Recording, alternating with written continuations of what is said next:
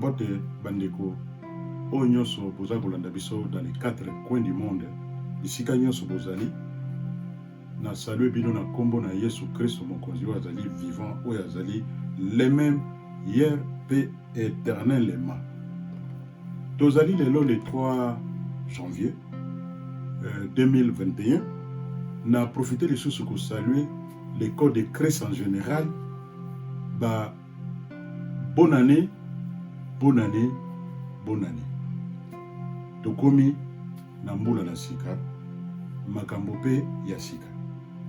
Lelo oyo na kozwa tant mingi te na kokota na sujet pe message oyo nazali ko lancer na corps de Christ. Les sous na bateau balobaka lingala parce que nalobaka anglais très bien, nalobaka français très bien, mais ma mission est spécifique pour na kotinda message na moto oyo ayokaka lingala ata mo Swahili ata mo Congo ata mo Luba ata mo Congo bangala nyonso to salue bino na kombo na Yesu Kristo oyo azali bolingo. Lelo ndenge nauti koloba titre ya message nanga ezali réinitialisons ba pensée na biso pour ebandeli ya 21e siècle nde tobandi yango toyebela yango malamu na 2020 dans sur to vivre ba makambo moko ndenge na lobaka il y a des choses oyo tokokaki ko contrôler na oyo tokokaki ko contrôler te. To bandaki na 2020 année bandaki na ngomalamu mais na ba région mususu ya monde na Chine makambo ezaki malamu te. To kanisa kaka ekobe bandi kuna ekosuka kuna. Mais to ekomona to koma vers ba période ya février to yoki ke makambo ezalaki kuna ekomi pe na Europe wa pe kokende mukili mobima. Vraiment on était tous bouleversés parce que soudainement on était toi qui planifier ba vie biso nyonso soudainement makambo changé. Makambo changé to moni yango to vivre yango. Mais en bref eloko ezali nini. Na ozwa verset biblique moko na mokanda na psaume 43 verset 2 na 3 elobeli biso boye. To tambola ki biso nyonso likolo na mai mingi bazindaki na mai wana. To tambola ki biso nyonso likolo ya moto mingi bazikaki na moto wana. Volontairement ou involontairement. To analyser peto sa la réflexion biso nyonso. To komaki na période moko balobi pandémie yé kokote la biso. Tango pandémie kokote la biso et créa ki ya liboso nervosité ya makasi et yaki ko bimisa la biso o to bengi mama na confusion. Sikoyo na vie oyo est-ce que tozalaka influencer na mokili oyo tozali to na Elohim oyo asala biso. Yango makanisi na biso presque nyonso etengamaki pe totungisamaki na makasi nyonso. Toka na muzindo message et encouragement parce que dans cette vie tango Nzambe asalaki Adam na Eve ba produisaki bana ba produisaki oto bengi Caïn na Abel. Mais Bible zolo bela biso te bana wana bazalaki oyo babengaka lokola ba monstre. Bazalaki bana oyo bazalaki lokola oto bengi race des reptiliens. Donc ba race des reptiliens wana ezali kolobani ni semence moko ya mabe ezalaki déjà. Omoni na ko limbola mingi wana te mena ko ya ko limbola ngo ata mukolo mususu. Yango na race wana ezalaki na semence oyo ya Elohim te.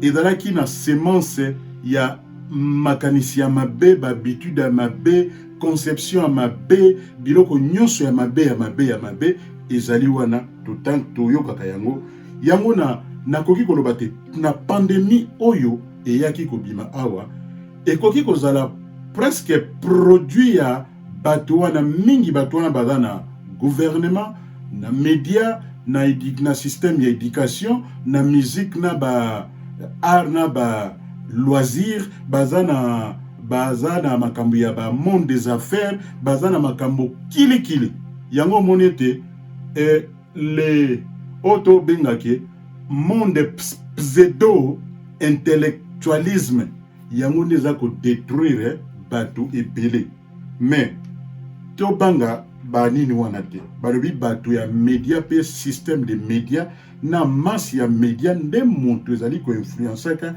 biso nyonso awa na mokilo surtout soki ozali na bososoli te yango makambo wana eyaki mingi ko affecte ba raisonnement na biso ndenge tozali kokanisa pe ndenge tozali ko agir na ndenge makanisi na biso ezali yango na 2020 awa tobundi bitumba ya makanisi biso nyonso mutu azalaki épargné azali te ata ba oyo basalaki ba maladi wana mpona kotourmente bato bango moko pe bazali pe touché bon siko ndenge nini tokosala ke to gagner bataille ya makanisi po tozala malamu balobi na biso te le diable est un menteur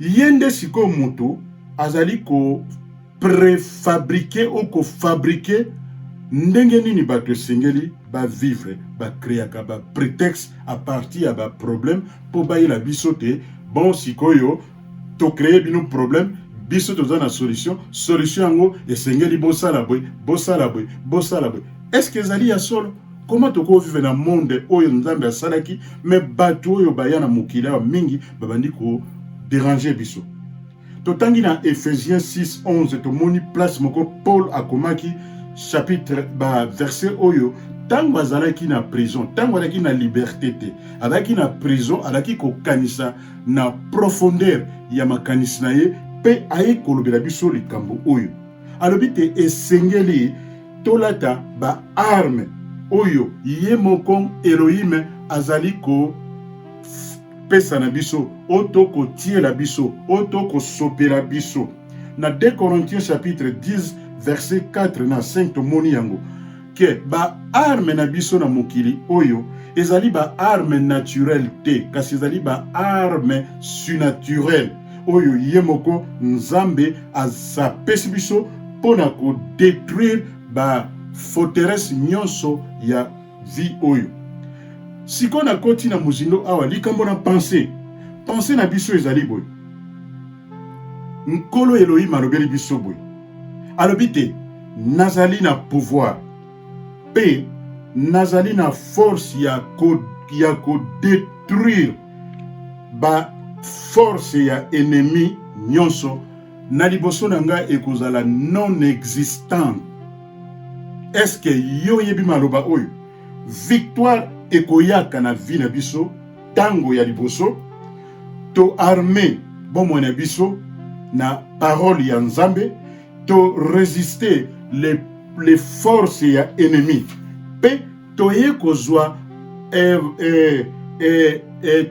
toye kozwa makambo neti na agressivité nyonso ba action na biso ezala agressive contre ba force ya molili wana et puis victoire na yo ekoya automatiquement te ezali kosenga yo il faut ozwa action autrement ndeko esprit to bengaka ya natoleraka makambo nyonso nandimaka makambo nyonso ekoya kozwa contrôle na bomoi na yo yango wana esengeli toloba boye tozalaka tosilikelaka bato te tozalaka na kanda na bato te mais eloko tosilika makasi ezali nini ba situation oyo ezali bato bazali kosala cause source mosusu ezali esprit na ye moko te, ezali milimo ya mabe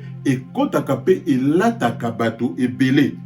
Balobeli biso na mokanda na Matthieu chapitre 11 verset 12, polele to mémoriser chapitre oyo na makanisi na biso. Balobi te esengeli nzambe ntango asali yo moto azwi ba makabo, azwi biloko ya kitoko, biloko nyonso oyo ya malamu, po ete yo ntango ye na mokili awa oyeba kobunda bitumba na molimo, parce que bitumba na biso source nango ezalaka na molimo, nde koya ko se manifester na miso ya bato to dans le naturel. Yango olobete nazali koloba na bino boyi, na kolobela na peuple de Dieu boyi, ngai nakoya ko ningisa makabo nyonso oyo nzambe atiaki kati na bomoi nanga, ndenge asalaki na Eliya. Nzambe na Eli azala pe nzambe na yo force wana, yango nde esengeli to pratiquer yango. Balobi na biso lisusu balobi ke diable esengeli to nyata ye na moto na ye, ndenge lobi na mokanda na Jean chapitre 16 verset 20.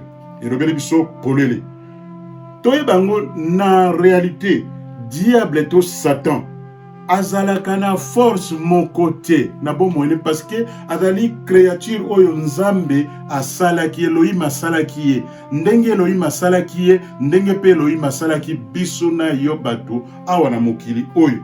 Eloko ebomaka biso manque de connaissance, kozala kotikala te ozala chrétien moko okendeke na église oyokika ba serment et puis musala na kolanda ba témoignage ya bato, yo moko lingi okota na mozindo na bomoi na yo te, po oyeba nini yango ezali koleka pembeni na yo to na ndako na yo. Bandeko esengeli tofungola miso, esengeli tozala vigilant. Balobi awa ya liboso esengeli to localiser source ya bataille oyo ekoya ko pénétrer na bomoi na biso. Source nango ezali kowutaka wapi? Yo mwana na nzambe esengeli ko localiser yango. Ya mibali elobeli biso bwe esengeli toyebela pe ndenge nini Satan akoya ko attaquer na bomoi na yo na bomoi na nga ndeko. Ya misato esengeli toyebela bwe esengeli toyeba te ndenge nini toko polisa Satan wana, ndenge nini toko defeat him pona gloire na nzambe. Balobi ete oyo ezali lokola matière ya onction ya sika pona ematisa biso na connaissance pe na boyebi. Bandeko bitumba na biso ezali na nzoto te pe na musuni te, mais toyeba kozi ya makambo tomonaka na mokili awa ezali nini. Ya liboso toyebela bwe kozi ya makambo ezali ndenge nini. Nzambe azali esprit, Elohim azali esprit, yeah? Moto pe azali esprit. Toyoki balobi se origine ya bataille nyonso oyo toko mona, bitumba nyonso toko vivre na mokili otomoni ya ba maladie kili origine nango ezali wapi? Est-ce que ezali nzambe? Je pense pas. Yango to ya awa lisusu te, lokola nzambe azali esprit, donc nzambe azalaka na l'homme intérieur pe matière oyo ezali nzambe ye moko Elohim azali immortel. Na suite yoki yango na makambo mingi na uti koloba te, nzambe azali immortel. Biso bato na mokili tozali ba créature mortelle, mais tozalaka pena oto bengi l'homme aussi azali esprit, et puis motope azali pena oto bengi l'homme intérieur. Qu'est-ce qu'il y a dans l'homme intérieur et pas ya moto? Ezali oto bengi âme ya moto. Âme ya moto ezali nzambe moto a décidaka te moto ya na mokili. Tango ya na mokili aye kosala nini? aina mission nini, aina objectif nini, aina plan nini, aiko sala nini. Sikoyo tolanda awa toya mona biloko lokola ba dépression eutaka wapi. Toya komona lokola oto bengi délusion. Yango moni mokili bato mingi bako vivre na délusion totale. Toya komona biloko lokola oppression. Toya komona pe lisusu lokola ba déception. Kobanga, obsession. Oyo nyonso ezali cycle de défaite ya Satan alingi yo na ngai to vivre na vie ya défaite po toyeba te. Sikoyo soki yo ondimeli ba makambo toti koloba ekoya kosala nini? Ekoya kofungola ba porte ya minene ya monguna pote a posséder bomoi na yo. Toyoka awa na mukanda na Marc chapitre 7 na 20 totanga yango elobeli biso boye. Yesu alobeli biso awa Jésus qui dit, alobi, il dit encore, ce qui sort de l'homme, c'est ce qui suit l'homme. Balobi na 21 balobi, car du dedans Katiyamoto, c'est du cœur des hommes que sortent les mauvaises pensées, non pas de bonnes pensées, mais de mauvaises pensées. Biloko lokola nini? Les adultères, yana bato musuki ndumba eza neti ine neti pathologique na système na bango. Ezali na bato mususu via impudicité eza na kati, via koboma bato. Et puis na 22 elobeli bisobwe moto mususu musala na ye vie de vol, cupidité, les méchancetés, la fraude, les dérèglements, les regards envieux, la calomnie, l'orgueil, la folie. Balobi na souka balobi que toutes ces choses mauvaises sortent du dedans et suivent l'homme. Ndeko nanga toyoki awa message oyo ezali très clair. Na 2020, na 2011, na 2021 oyo ezali nde année ya makambo ya minene. To restaurer ba vie na biso. Balobi ete kati ya moto. Na kati ya moto babengaka yango le cœur de l'homme. Ezali na ba grec balobaka yango cardia. Balobi état mental ya yo moto na état moral na yo moto ezali wapi. Toko mona ba politicien mingi moralité ezali te, intégrité ezali te, balobi vie na bango ezali vie moko on dirait c'est ba force satanique elati bango. Tika ete na mbula oyo toza to bandi ezala mbula ya libération toyeba makambo bien.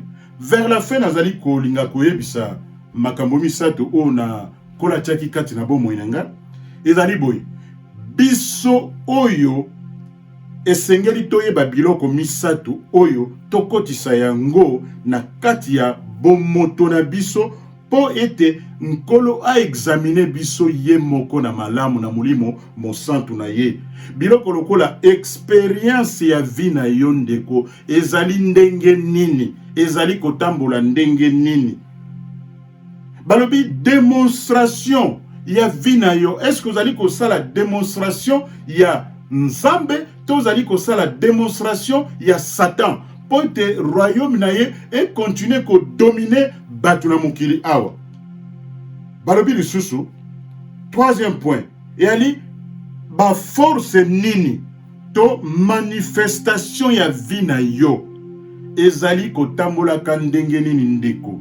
Na 1 Corinthiens chapitre 2 verset 1 soki totangi yango toya komona yango yango na koloba boye to sous-estimer ba force ya ba ennemi na biso te.